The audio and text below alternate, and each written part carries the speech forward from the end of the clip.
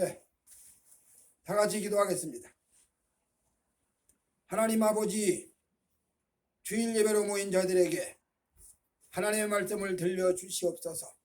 저희들 이 시간에 시편 26편의 말씀을 듣고자 원하옵나이다. 말씀을 들려주셔서 이 말씀이 저희들의 심령에 믿음이 되어서 세상과 자신과 죄악과 악마와 싸워 승리하는 역사가 있게 하시옵소서. 예수님 이름으로 기도 올리옵나이다. 아멘. 오늘 하나님께서 저희들에게 들려주시는 말씀은 시편 26편의 말씀입니다.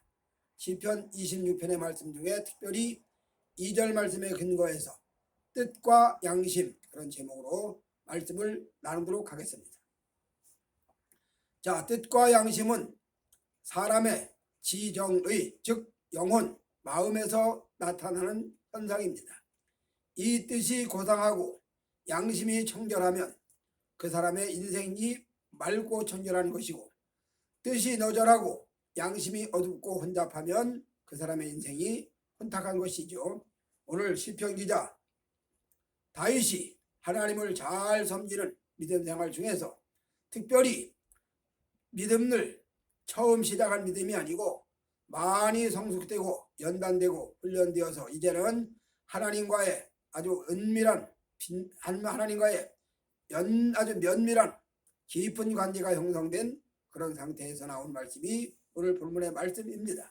오늘 이 말씀에 근거해서 다윗이 내 뜻과 내 양심을 단련하시고 살펴주시라고 고백한 그 말씀에 근거해서 오늘 우리들도, 우리들의 마음도, 우리들의 즉 뜻도 양심도 어떻게 전개해 가야 하나님이 보실 때 기뻐하시는가 하는 그런 관점에서 생각해 보도록 하겠습니다. 자, 오늘 본문 말씀은 예수를 안 믿는 사람이라든지 처음 믿는 사람에게 해당되는 말씀이 아니고 나름대로 믿음이 좀 깊어졌다, 믿음이 좀 자랐다, 성숙한 사람들 속에 해당되는 그런 말씀인데, 자, 믿음이 어느 정도 자라면 우리는 늘 자신과의 싸움에서 갈등을 합니다. 마음은 선을 원합니다. 마음은 하나님의 영광을 원합니다. 마음은 하나님의 의를 원합니다. 그런데 우리 육신은 끊임없이 반대로 갑니다. 원하지 않는 악을 행합니다. 하나님의 뜻과 원수되는 일을 자행합니다. 하나님의 뜻과는 반대되는 불의를 빠져버립니다. 이럴 때 우리의 마음은, 우리의 영혼은 심히 고통스러워합니다. 주여, 나의 인생이, 나의 마음이, 나의 믿음이 이렇게 연약합니까? 아직도 내 믿음이, 나의 마음이 이렇게 연약한 갈대입니까? 이렇게 반문하며 고통을 호소하는 그런 상황, 바로 그런 단계가 바로 믿음의 성장기에 가는 과정인데, 오늘 본문의 기자도 같은 맥락에서 호소를 합니다. 그러면 이렇게 믿음 생활에서 아지는 고통과 또 번민과 갈등을 겪는 사람들 속에 주어지는 첫 번째 말씀의 내용이 뭐냐? 첫 번째로 구원의 영원성입니다. 성경은 우리에게 한 번 구원된 사람은 영원한 구원이 보장된다, 그렇게 선언합니다. 그러니까 견고한 구원, 한 번 구원받은 사람은 어떠한 경우라 하더라도 견고한 구원이 완성되어서 결국은 영원한 구원으로 연결된다, 그렇게 선언합니다. 오늘 이 시대에 수없이 많은 사람들이, 신학자들이 혹은 또 뭐 기독교나 했다는 사람들이, 은혜를 받았다는 사람들이 하나 한결같이 하는 얘기가 한 번 구원은 영원한 구원이 아니다, 이건 잘못된 거다. 그래서 한 번 구원을 영원한 구원이라고 외치는 사람들은 이건 뭔가 문제가 있다, 그렇게 신랄하게 반론을 제기합니다. 그런데 아닙니다. 성경은 명백하게 선언합니다. 한 번 구원은 영원한 구원이다. 그러면 한 번 구원이 왜 영원한 구원인가? 한번 성경대로 정적으로 한번 찾아보자고요. 자, 성경에 나오는 수많은 인물들, 노아라든지 아브라함이라든지 구약의 많은 선지자들이라든지 신약의 사도들이라든지 이런 모든 사람들을 한번 봅시다. 그러면 이분들이 처음에 예수를 믿을 때, 하나님을 섬길 때 그들의 믿음은 연약합니다. 시작을 했습니다. 출발입니다. 그리고 그 구원이 중간에 소멸됐느냐? 아닙니다. 인생 여정에, 특별히 믿음 여정에 넘어질 때도 있습니다. 실수합니다. 자빠졌습니다. 그러나 그들은 넘어진 걸로 족하지 아니하고 자빠진 것에서 굴복되지 아니하고 다시 말씀에 의지해서 성령의 역사에 의지해서 일어나 가지고 결국은 영원한 구원을 완성을 합니다. 그래서 한 번 구원은 영원한 구원입니다. 그러니까 노아나 아브라함이나 다윗이나 모세나 선지자들이나 사도들이나 이 사람들은 한 번 구원은 영원한 구원으로 연결된 거 맞습니다. 여기에 절대로 이의를 제기할 수 없습니다. 그러면 왜 한 번 구원은 영원한 구원이 아니라고 이야기가 나오는 이유가 뭐냐? 성경에는 넘어져서 일어나지 못한 사람들이 수도 없이 많이 나옵니다. 예를 들어서 가인을 보십시다. 우리가 오늘날은 가인은 살인자의 대명사로 딱 정리가 되어 있지만 그러나 가인이가 아벨을 쳐 죽이기 전까지는 그 사람도 평범한 사람이고 믿음의 사람이에요. 그 다음에 하나님 성경에 보면 제사를 드렸다고 했지 않습니까? 근데 그 제사는 하나님이 받지 않으셨다. 아벨의 제사를 받으셨다. 그런 얘기로 밀어볼 때 그가 하나님을 섬기는 믿음이 있었다는 얘기죠. 그러니까 아벨을 쳐 죽이기 전까지는 그 사람의 악성이 잠재돼 가려져서 보이지 않고 있는 것 뿐이지요. 그러니까 무슨 얘기냐? 하나님을 믿기는 믿었는데 그 사람은 구원이 이루어지지 않은 겁니다. 무슨 얘기냐면 구원은 전적으로 하나님의 주권에 있기 때문에 우리 편에서 구원이 이루어졌다 이루어지지 않았다 말할 수 없어요. 단정적으로 딱 잘라 말하기 너무너무 어려운 것이 구원의 이야기입니다. 다만 마지막에 결론을 볼 때 가인은 아벨을 쳐 죽이고 살인자가 됐어. 그리고 하나님을 멀리 떠나서 동편에 가서 성을 쌓고 자기 아들 이름을 따서 에녹성이라고 성을 쌓고 거기서 살았다. 그 얘기가 나옵니다. 하나님과 상관없는 삶을 살았다는 얘기죠. 그러니까 처음에 가인이가 하나님 앞에 제사도 드리고 여호와를 찾은 건 분명한 것 같습니다. 다만 결론에 가서는 그는 하나님의 구원과는 상관이 없어요. 그러니까 구원이 이루어지지 않았지만 사람들은 그가 구원이 이루어졌을 거라고 생각하는 거지요. 그 다음에 발람도 마찬가지입니다. 발람은 지난 시간에도 말씀을 드렸지만 그가 얼마나 신령한 사람인가 하면 무릎 꿇어 기도하면 땅이 진동을 합니다. 두 손을 높이 들고 기도하면 하늘문이 열립니다. 하늘의 이상이 하나님의 환상이 열려지는 그런 신령한 선지자입니다. 그럼에도 그가 이스라엘 백성들과의 연결고리에서 뒤에서 사주해가지고 은근히 조종해가지고 이스라엘 백성들로 하여금 행음하게 하고 우상의 제물을 먹게 하는 그런 죄를 뒤에서 사주하기 전까지는 그가 하나님 안 믿는 사람인지 나쁜 사람인지 나타나지 않았습니다. 나중에 결과적으로 열매를 보니까 그런 결과가 나타났다는 거죠. 그래서 발람은 사술의 딱 대명사가 되었죠.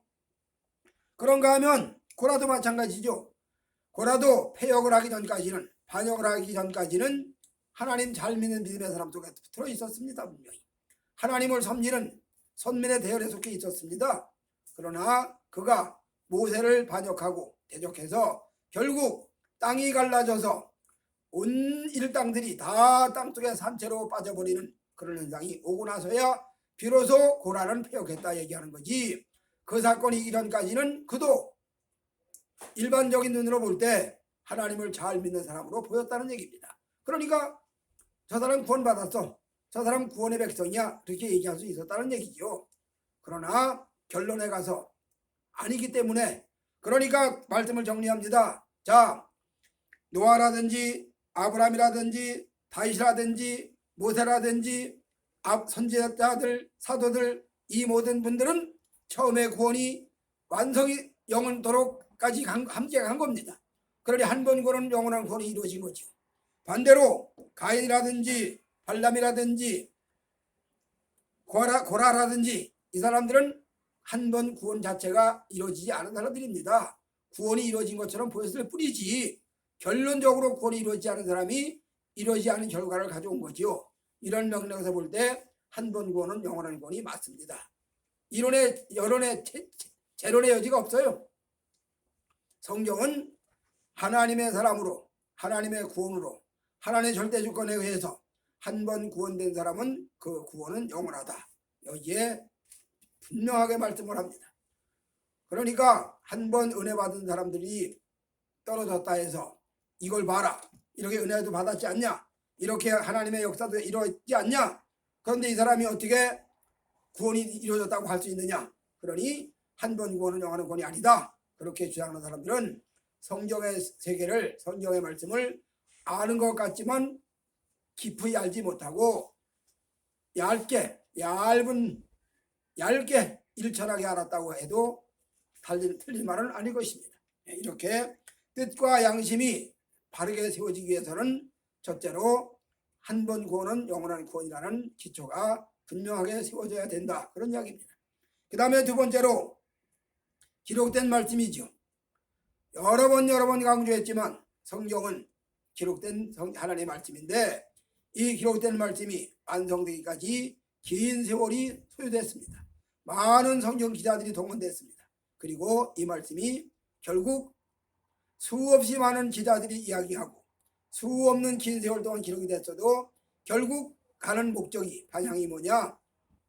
오실 예수, 즉 메시아 예수, 오신 예수, 성육신에서 오신 예수 그리스도, 그 다음에 다시 오실 예수, 여기로 포커스가 맞춰집니다.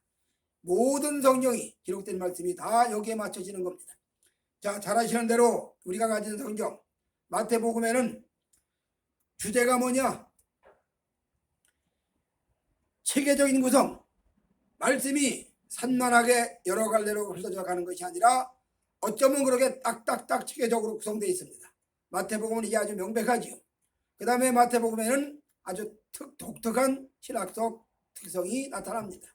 그래서 구약의 성경에 많은 선지자들이나 구약의 성경 기자들이 기록한 모든 구원의 역사가 예수님에 대해서 어떻게 이루어졌는가, 예수님이 오셔서 어떻게 이루었는가, 이걸 아주 간단명료하게 분명하게 말씀을 합니다. 이것이 바로 마태복음이죠. 그래서 마태복음 한 번 읽어보면, 마태복음 두 번 읽어보면, 또 마태복음 세 번 읽어보면 하나님의 놀라운 은혜의 말씀이 심령에 젖어 들어오는 겁니다. 그래서 이 기록된 말씀이 마음속에 딱 자리 잡아서 든든해서 가는 거죠. 그 다음에 마가복음을 봐도 그렇습니다. 마가복음의 대주제, 하나님의 아들 예수, 하나님의 아들 예수, 많은 정황을 이야기합니다. 기적을 이야기합니다. 수없는 사건을 이야기합니다. 그런데 그 모든 것들이 결국은 하나님의 아들 예수를 얘기하는 거죠. 하나님의 아들 예수 본인 자신도, 예수님 자신도 내가 하나님의 아들이라고 선언하셨고, 심지어 영적인 세계에서 귀신들도 두려워 떨면서 하나님의 아들 예수여, 우리가 때가 이르기 전에 우리를 멸하러 오셨나이까 하고 부르짖었다는 말씀이 나옵니다. 이렇게 마가복음은 하나님의 아들 예수를 이야기합니다. 그런가 하면 누가복음은 뭘 말씀합니까? 구원받은 이스라엘 백성들, 선택받은 선민 이스라엘 백성들의 구원만 이야기하는 것이 아니라 구원의 영역이 확장되어서 이방인에게까지 전도되는 사건을 기록하고 있습니다. 그래서 이 구원이 이방인들에게까지 넘쳐간다. 그리고 더 나아가서 구원의 역사가 어디까지 가냐? 소외된 많은 사람들에게까지 넘쳐난다. 그래서 성경에는 누가복음에는 유난히 소외된 사람들의 구원받은 이야기를 많이 기록을 하고 있습니다. 자, 이렇게 마태복음이라든지 마가복음이라든지 누가복음을 통해서 보여지는 모든 말씀은 결국 나름대로 마태복음은 마태복음의 특성이 있고, 마가복음은 마가복음의 특성이 있고, 누가복음은 누가복음의 특성이 있지만 결국 뭘 말하냐? 메시아 예수의 구원을 이야기하는 겁니다. 이건 뭘 말하는 거냐? 결국 기록된 계시의 말씀이 인간 구원에, 즉 선택받은 백성들의 구원에 초점이 맞춰져 있다 그 말입니다. 그리고 이 말씀을 근거해서 그 구원받은 사람의 마음, 즉 뜻, 양심이 기준이 된다는 얘기지요. 이걸 신약에 가서 바울 사도는 양심이 더러워지지 않기 위해서, 그리고 디모데 선지자에는 양심이 부패해진 사람, 그런 얘기를 하고 있습니다. 후메네오와 알렉산더는 양심이 부패해졌다. 그래서 사단에게 되어 던져버린 바가 되었다. 그런 얘기를 합니다. 자, 무슨 얘기냐? 양심 자체로는 그것이 대단하고 양심 자체는 빛이 날 수가 없지만 말씀과 성령의 은혜 받은 마음속에서는, 그 마음속에서 나오는 양심은 찬란한 빛을 발한다, 그 얘기가 되는 거예요. 그러니까 양심 자체는 힘이 없습니다. 양심 자체는 불량한 양심도 있고 부패된 양심도 있으니까 양심이 선한 건 아니지만, 그러나 그 양심이 말씀에 조명받고 성령의 힘을 받을 때는 그 양심이 찬란한 빛을 발하는, 그래서 양심에 따라 행동해도 손색이 없는 그런 결과를 가져온다, 얘기입니다만, 이렇게 기록된 계시의 말씀, 성경 말씀은 사람의 마음의 뜻을 확고하게, 즉 믿음을 확고하게 세우게 하고, 그 확고한 믿음이 양심에 비춰보면서 이거는 하나님의 뜻에 벗어나는 거야. 그러니 내가 순도 따를 수가 없지. 고역합니다. 거절합니다. 또 이 말씀은 하나님이 나에게 명령한 말씀이니 어떤 난관이 있더라도 순종하고 따라가야지. 따라갈 수 있게 한다, 그 말이에요. 우리나라가 일본의 주권을 빼앗겼을 때 당시 조선예수여 장로의 몇 차 총인가, 26차 총인가, 그 총회에서 신사참배는 우상숭배가 아니고 국민의례다, 그래서 하라고 결정을 했습니다. 이 결의에 대해서 많은 수의 목사님들과 장로님들이 우리는 따를 수 없다. 내 양심을, 하나님의 말씀을, 내 양심에 심어진 하나님 말씀에 따라서 내 양심에 비춰진 하나님의 섭리를 믿음에 비춰볼 때 신사참배는 우상숭배가 명백한데 어찌 우리가 그를 따를 수 있느냐. 그러고 신사참배하지 않은 그 결과로 감옥에 가서 옥살이 해야 됩니다. 심지어 죽음까지 당해야 됩니다. 무슨 얘기냐? 말씀이 없었다라면, 말씀과 양심의 비침이 없었다라면, 그들의 속에 믿음이 없었다라면 아마 다른 사람들 같이 신사참배에 참여했겠지요. 그럼 신사참배한 사람들은 다 또 잘못된 사람들이냐? 딱 잘라 말하기는 어려워도 아마 그분들은 하나님 앞에 개인적으로 아니면 공식적으로 철저한 회개가 있어야 되겠지요. 이런 면에서 볼 때 우리는 한 번 구원은 영원하다는 이 영원한 구원에다가 기초를 하고 말씀을 상고하고 읽으면서, 그리고 지난 시간에 말씀드렸지만 이 말씀이 인간의 이성으로 읽으면 별로 유익이 없지만, 인간의 지식으로 읽으면 별로 도움이 없지만, 그러나 성령의 은혜에 따라, 성령의 역사하심에 따라 성령 빛에 비춰서 읽으면 그 속에서 구원의 진리가 발견된다, 그리고 구원의 길을 가게 된다 말씀을 했는데, 바로 이렇게 기록된 계시의 말씀이 성도들의 마음의 뜻을 견고하게 하고 성도들의 양심을 밝게 해서 선인지 악인지, 믿음으로 선인지 불신으로 악인지 이것을 분명하게 정리하는, 구분하는 힘이 된다. 즉 분별력이 생긴다, 그런 얘기죠. 이렇게 분별력을 가지고 나가게 한다는 얘기입니다. 그 다음에 세 번째로 빼놓을 수 없는 역사, 성령님의 역사지요. 성령님의 역사의 얘기를 하다 보면 자연스럽게 은사 이야기가 안 나올 수가 없죠. 성령님이 역사하시는 결과가 뭐냐?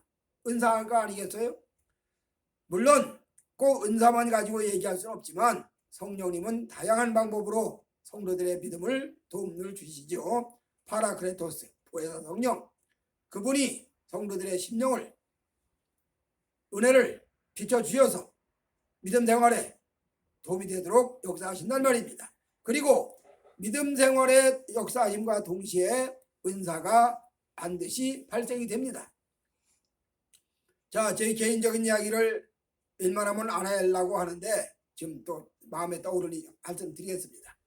제가 교회를 처음 나가서 얼마 안 됐을 때 성령 불덩어리 체험을 받고, 성령불 체험을 받고, 또 한 2, 3개월 지나서 거듭나는 과정을 또 통과하고, 그 다음에 기도하려고 하는데 예배 끝나고 아마 기도했을 겁니다.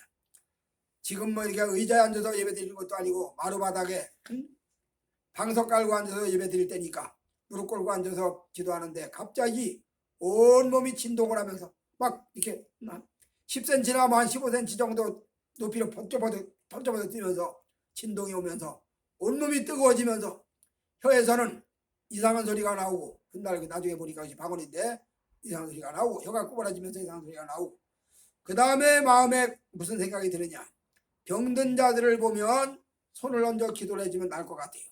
그런데 또 교회 청년이 건방지게 또 안수기도 해주고 손을 들어서 해주면 뭐 좀 뭔가 좀 교만한 것 같고 건방진 것 같아서 슬그머니 몰래 전사님 눈에 안 띄는 뒤에서 살그머니 기도를 해주면 영락 없이 낫는 걸 체험을 해요.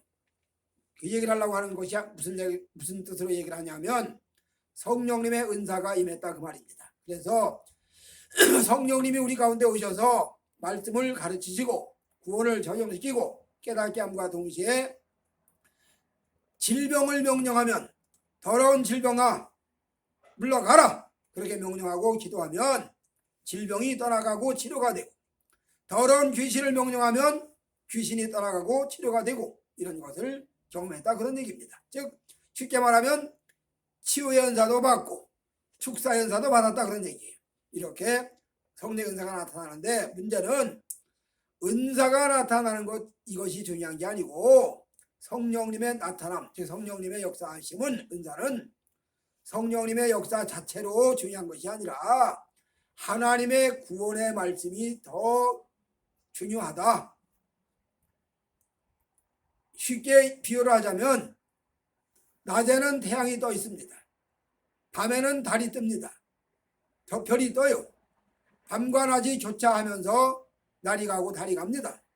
그러나 달도 중요하고 별도 중요하지요. 밤도 중요하지요. 그러나 낮에 뜨는 태양이 포커스지요. 더 중요하지요. 하늘의 태양으로 인해서 모든 만물이 살아나지 않습니까?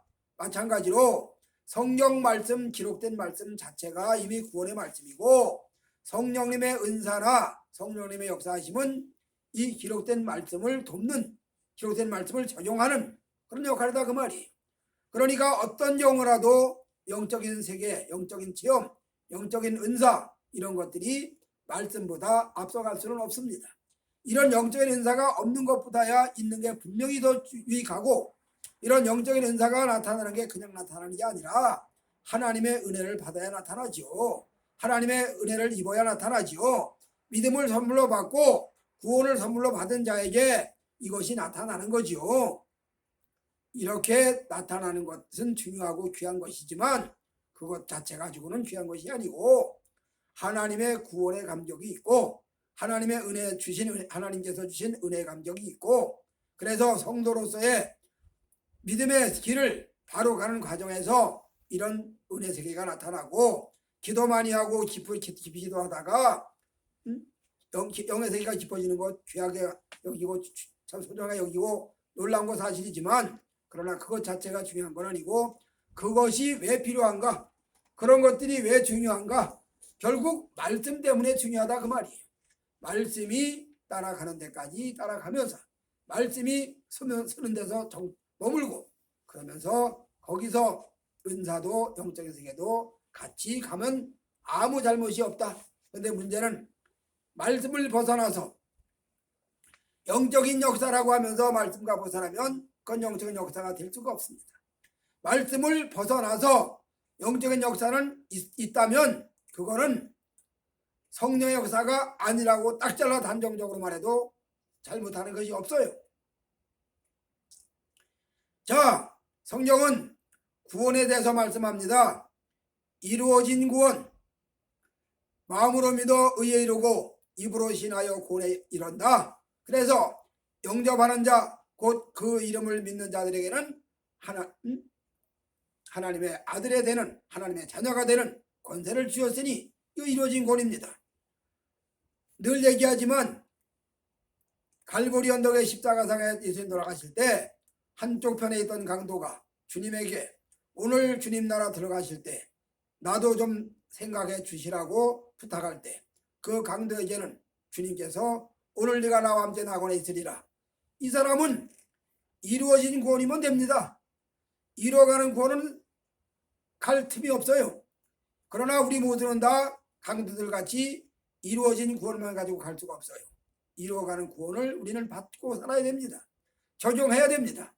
이런 맥락에서 우리 주님이 겸손과 순복과 절제로 하나님의 창조 질서를 지켜가면서 하나님의 구원의 역사를 인정해가면서 하나님의 구원 섭리에 동참하면서 순복하면서 순종함으로 이루어가라. 이루어가야죠. 그런데 이 말씀을 어기고 아담이 만약에 나는 선악과 먹어도 영생할 수 있어, 나는 선악과 하나님이 명령한 선악과 명령 나 무시하고 먹어도 나는 하나님 나라 갈 수 있어, 그렇다면 이건 말이 안 되는 얘기죠. 마찬가지로 성경에 명백하게 구원의 진리를, 구원의 방법을, 구원의 방편을 설명해 놨는데 이걸 무시하고 구원을 이루겠다? 어불성설이죠. 무슨 얘기냐? 성령님의 역사가 뭐냐? 성령님의 은사가 뭐냐? 말씀에 따라서 그 안에서 이루어진 역사라야 성령의 역사고 말씀의 은사라는 겁니다. 이걸 떠나서는 그 영적인 역사는 아무리 말씀처럼 위장을 하고 아무리 성령의 역사도 위장을 한다 하더라도 성령의 역사가 될 수가 없다, 이런 얘기입니다. 이 점을 명심하시기 바라요, 성도 여러분들. 자, 이제 말씀을 정리합니다. 한 번 구원은 영원한 구원이고 기록된 말씀에 근거하고 그 다음에 성령의 역사에 따라서 우리가 예수 믿고 믿음의 길을 갑니다. 이렇게 예수 믿고 믿음의 길을 가는 사람들에게 다니엘은 뜻을 정했다. 우상의 제물을 먹지 않기로 뜻을 정했다. 그래서 우상 제물을 먹지 않기로 뜻을 정하고 결국 채소만 먹었더니 열흘 후에 시험해 보니까 오히려 우상 제물이었던 고기를 먹은 자들보다 더 얼굴이 윤택하게 보였다. 무슨 말이냐? 양심을 더럽히지 않으려고 뜻을 정해서 믿음의 길을 가는 사람에게 반드시 하나님이 함께 하신다. 즉 신약적인 말로 말하면 성령님이 우리 속에 들어오셔서 내주합일하셔서 믿음을 인도하신다. 그런 얘기가 되는 거죠. 아무쪼록 오늘 본문의 다윗이 뜻을 정하고 양심을 깨끗하게 하고 그래서 주 하나님 나의 뜻과 양심을 살펴주시고 나를 연단해 달라고 기도했던 것처럼 우리 성도 모두가 다 영원한 구원의 말씀에 하나님의 은혜에 힘입어서 기록된 말씀에 의지해서 성령님의 역사, 은사의 역사에 의지해서 뜻을 정하고 양심을 청결하게 해가는, 그래서 한마디로 믿음 생활을 바로 잘 하시는 성도 여러분들 다 되어지시기를 주의 이름으로 축복해 드립니다. 아멘. 기도하시겠습니다. 하나님 아버지, 거룩한 주의 날 시편 26편의 말씀을 듣게 하시니 감사합니다. 다윗이 뜻을 정하고 양심을 청결케 하려고 애쓰고 노력했던 것처럼 저희들도 구원의 진리에 굳게 서서 기록된 말씀에 근거해서 성령님의 역사에 의지해서 뜻을 잘 따라 정하고 양심대로 따라 생활하는 우리 모두가 되어지게 하여 주시옵소서. 예수님 귀하신 이름으로 기도 올리옵나이다. 아멘.